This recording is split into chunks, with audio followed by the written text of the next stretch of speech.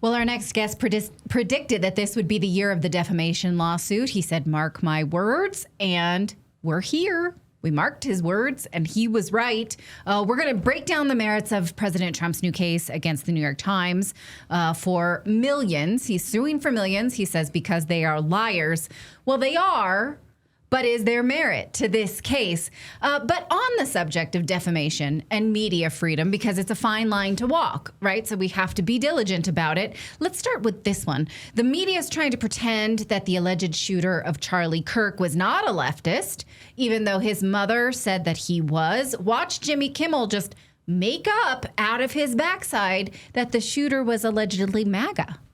He had some new lows over the weekend with the MAGA gang desperately trying to characterize this kid who murdered Charlie Kirk as anything other than one of them and doing everything they can to score political points from it. In between the finger pointing, there was grieving. On Friday, the White House flew the flags at half staff, which got some criticism. But on a human level, you can see how hard the president is taking that's this. enough, because I don't know where he got that from. There were some photoshopped pictures of the alleged shooter where people had put a Trump shirt on, but there was otherwise no indication that he leaned right in any form or fashion. So how can he just make this up? Well, now the head of the FCC, Brandon Carr, says this may be something that the FCC looks into.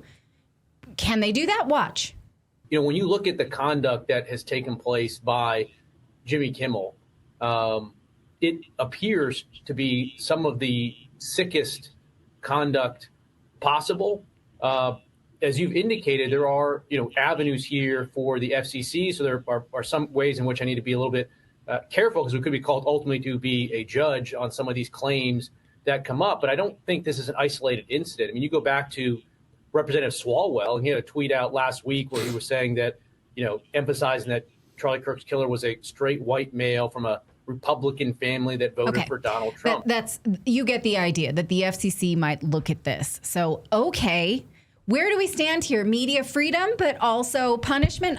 I don't know. Let's bring in Lionel from the Lionel Nation YouTube channel. He is a constitutional expert and a litigator. So what do you think? Can the FCC litigate when someone makes stuff up, or is that up to the marketplace? Three things. First, God bless Dane Wigington. Number two, billions of dollars. He's suing for billions. 15 billion. Billion. I like gazillion. There you go. Let's be even more ridiculous with this. And finally, you don't want to get me going on this case involving Tyler Robinson. Believe me when I tell you that. Believe me, this is a joke. You should hear. But that's for later on. So get ready. Prepare for that. But friends, I can't believe what I'm saying. Look, I love the president. He's wonderful. That's terrific. That's great. He's right. He's out of his mind. The First Amendment is going away. What we have forgotten about is this very simple question. President Trump, have you or anybody really been injured? Libel, defamation is when people are injured. Do you know what this man has had thrown at him? He's almost vaccinated from you can call him a warlock. You can call him anything. Do you really think, and now he's being charged, by the way, for two things, or he's alleging libel per se and libel per quote. And what he's trying to say is that the information, the allegations are so great that you don't even have to prove damages. Just prove that they were said. Now, a little background. Justices Gorsuch and Clarence Thomas, and I agree with them, have said, let's get rid of this stupid malice hurdle that we're having in cases like this. It may sound great, but this was in 1964, whatever, New York Times against Sullivan, when they had the New York Times, and that's it. There was no internet. Now we got 5 gazillion different platforms. Oftentimes people, you've got a 15-year-old girl opening up, unboxing a curling iron. She gets 20 million views. This is a different world. People know right now, I can say whatever I want about anybody because of this stupid malice hurdle. So that's got to go. But my friends, have you noticed on X these wonderful thing called notes? Have you seen this? I don't know if anybody. Do you know all of the pictures that went up regarding this Jadrul who was alleged to have shot Charlie Kirk? How many wrong pictures and AI of that alone, and people on our side? Do you really want to go into the wild west of defamation? And you're going to keep an eye also. You've got Candace, and now she's opened up a new can of worms with Bill Ackman. Wait till you see where that's going. We had Alex Jones, who basically, think about this. And I don't want to relitigate that. Please, no. But how many times have you great folks ever said that the official account of something wasn't true, whether it's 9/11, Vietnam, Watergate? You can say, that's not true. There are some people who, by the way, think that Buzz Aldrin and nobody landed on the moon. Okay, that's your opinion. What happens if Buzz Aldrin says that people are driving by my home at night, doxing me and screaming at me, damn you, Clayton, you did it. And you said, no, wait a minute. All I did was I said I disproved. I don't believe in the moon landing. Yes, but through this derivative, it's defamation.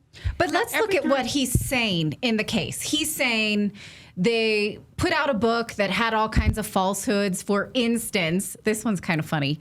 They said I was only famous because of The Apprentice, but I was famous before that. Well, obviously, why would you get a show like The Apprentice if you weren't already famous? And saying that is clearly a lie. And they were saying that they said so-and-so made my reputation, but I was already made. They said I inherited this money. I didn't make it myself. Those things are lies, but they're dumb. But are it's they so damaging? dumb to say. Right. But are they damaging? See, listen, I can say things all day long about what you've said. The great Dane Wigington. What if somebody says, no, Dane, it's not aluminum, it's strontium. Aha! Sue him! It's like, wait a minute. No. Errata is not the same as libel. If somebody, here's what defamation is. You open up a pizza, Natali and Clayton's Pizza Parlor extravaganza. Somebody claims they found a dead mouse. It never happened. It ruins your business. You got to shut down because of a lie. It defamed your business. That's the stuff we're talking about. We are using this from Craftmatic to Dominion to go down the list. Now, again, this is lawfare. Listen, I love this president, okay? You also have an attorney general who says that hate crimes are now verboten by the First Amendment. No, they're not. Would you stop this? This is a man who says, I'm going to get rid of lawfare. And basically, what is he doing? It's lawfare. It's ridiculous. We're losing our minds. Listen, I don't want to do slippery slope, but folks, we're in the opinionating business. We conversate, my new favorite word. We conversate and opinionate. That's what we do. And in the heat of things, because I want you two guys to go out and do a show, and I want you to turn that heat up. You go, Natali, turn that heat up. Say something. Well, there's also, if sometimes my favorite also is if something is not per se libel, they'll call it intentional infliction of emotional distress. That's the second tier. That's all, if all else fails. Listen, I'm scared right now of what's happening. I am afraid. And I want people to pump the brakes and say, now listen, if you say something, if Jimmy Kimmel says something, and this is him, we got to go back to this thing about an opinion. If my opinion, if I'm going out there and I said that Trump is stupid and he's not famous, again, libel is it's not a foot fault like in tennis. It means you damage somebody. You damage somebody's career. It is hot as sin in the studio right now, but I am wearing my bearskin hoodie right now. And by the way, I just want to show you my new patch, because you can actually order patches right from their website. The Don't Tread on Me patch. In fact, it was so weird. I was telling Natali the other night, I said, I had a dream that we had a Don't Tread on Me flag, and literally Bearskin had just sent these new patches the next morning. It was really weird. It's like, I don't know. Synchronicity, I guess. Anyway, you guys have heard about bearskin hoodies, right? Well, the smart people are locking in their winter gear right now because this is a hands down the best time to prep for the coming winter season. Bearskin is running a 60% off deal right now, but only if you get your hoodie early. This hoodie is built like a tank, I'm telling you. It is so warm. This micro fleece has 10 pockets. It's clean, it's rugged. And best part, too, is you can put a rain shell or an outer raincoat shell right over top of it and it'll attach right to it. So it's modular. It zips right into that heavy storm rain jacket and becomes 100% waterproof in no time when you need it. You get free U.S. shipping, fast delivery. And if you've locked in your winter gear already, that's a win-win. So do yourself a favor. Text the word redacted to 36912 to lock in 60% off. Again, redacted to 36912. You got a link sent straight to your phone so you can check it out later if you're busy right now. Love this American company. Don't wait till you're freezing to realize your hoodie sucks. Get Bearskin right now while it's 60% off. Text redacted to 36912. I love Bearskin. Love their stuff. Check it out. They have T-shirts. They have all sorts of great stuff over there as well. How many times did we say that Biden had Alzheimer's, neurological? We're accusing him of a loathsome disease. As I was saying, in common law, if you accuse a woman of being a unchaste character, somebody of having a loathsome disease, somebody committing a crime, or somebody something that affected their business, that was libel per se, meaning damages were presumed. You didn't have to prove anything. How many times do we call women all kinds of terrible things? How many times did we accuse Biden, not we, us collectively, but the royal we, accuse Biden of having Alzheimer's and he was senescent and he was there and he's brain dead? Wait a minute. Couldn't that have damaged him? Well, he is. It's an opinion. How many times have we said terrible things about Michelle Obama? And let me tell you something. With all the stuff and all the allegations about her particular demographic, and I'll leave it at that, don't be surprised if one day she comes back and she goes after people. Do you know what this world is going to be when we can't even say stupid stuff? Let me go back to what Lionel said. I don't want defamation to be used for people who say stupid things or wrong things or hurtful things. I want to go after damaging things. And if you're damaged, listen, if you two great minds try to come up and damage Donald Trump, good luck. They have been after him. He has been accused of everything from the Hindenburg to Epstein to Judge Crater to who shot JR from the beginning. You mean to tell me that this stupid book that nobody read? So anyway, I'm saying good luck for you. Is it a power play? Yes. Are they? So an intimidation tactic because he was able to finagle a settlement out of CBS, which gave the government an ombudsman inside the network. Yeah, now, will this damage, a babysitter. Will this damage the New York Times in any appreciable way? $15 billion? Well, first of all, they're not going to get. It's not going to be $15 billion. That's it. But the idea is that ultimately they may stipulate to certain aspects and go after damages. Listen. The reason why CBS, and by the way, look who's running CBS now. That's for another story. But the reason why he did that one, Sherry Redstone at that particular time was in the middle of unloading it. And it's like, now is the perfect time. Yes, we'll settle. The whole Dominion thing fascinated me. They didn't even call a witness. That was in the media settlement. I don't know what that was about either. What also scared me is what happened to Alex Jones. What happened to people in our business for saying things. Now, remember, I'm not saying that defamation doesn't exist. I'm not saying that at all. Especially when you're an individual, when you're a civilian, when you're just Joe Blow and you've really been hurt by this. But my friends, today's National Constitution Day, and most people have no idea what it is. They don't know what it's about. They don't know what the First Amendment is. And they also don't understand that one of the keys of the First Amendment regarding religion is to allow you to do what you want during the free exercise clause, but also to not have a federal religion. We are not a Christian country. We're not a Judeo-Christian country. The Treaty of Tripoli said that. We've got to go back to the basics of love, as Waylon Jennings said. We got to go back and remind people this is what this is. The First Amendment, and again, I'm going to throw this in. You've got an attorney general who mentions hate crimes. This is the chief law enforcement, and I think the world of her as a person, but no, absolutely not. This is insanity. So we, through our haste, through our anger, and going after, oh, what about Stephen Miller? We're going to go after we're going to crush the what? What are you going to crush? This is the government now. Say that again. Let me write this down. You want to what? You want to crush the left.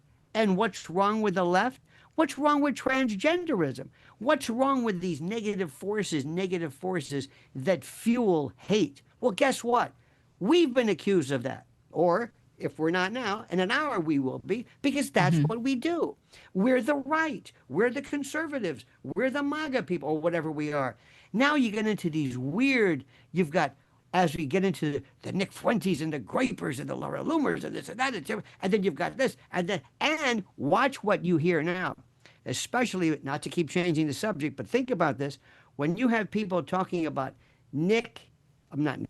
Charlie Kirk, who is dead, who, by the way, you cannot defame the dead, but there is turning point. Now you're claiming that he was canned and saddled, threatened by Israel, and that he was a Catholic, and you have a lot of people, these vultures spinning around saying, who moves in to take over TP?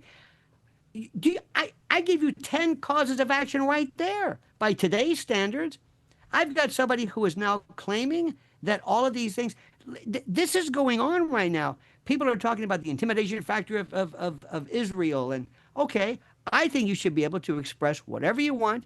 It'd be nice if you could prove it.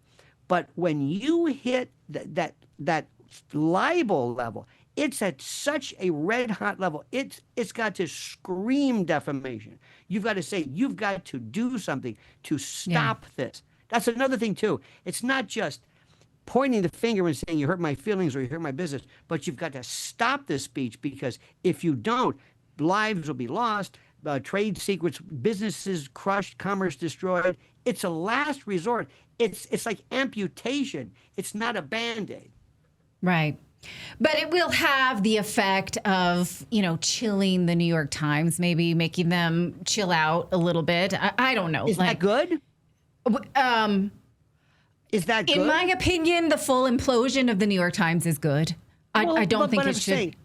Right. What about if it shows the New York Post? What if it shows the National Review? What if it shows Breitbart? What if it shows? Oh, I'm not saying. Yeah, right. I don't like that. Listen, if it should be us that crashes the New York Times. It should be the people who says, you've lied too many times, we no longer trust you, and we implode them, right? And there should be this other one too. Hashtag so what? Who cares? Every time that you hear New York Times, I'm thinking, what are you laughing? The New York Times? Right. Do you know anybody who even cares about the New York Times? That's my thing, is to make them ossified and ocious and useless. Listen, if you want to go after somebody... Which the FCC chair did say, look, that is happening. We see Joy Reid taking off the air. We see MSNBC sold. We see subscription down across the, the marketplace is taking care of it. They have to either decide to tell the truth or not. We really, even though it doesn't happen on the timeline that I would like to see, we have to allow that to happen if we want to live in a free society. How does it hurt? But with all due respect, we need these people. I can't explain my position unless I have a boogeyman. Unless I can say, we got to, no, I'm serious. We've got to stop this. The worst thing they can do is say, you're right, Natalie. You're right, Clayton. It's like, what the hell are we doing? Redacted becomes what? Dacted? Who wants to hear you if everything's beautiful? This is our bread and butter.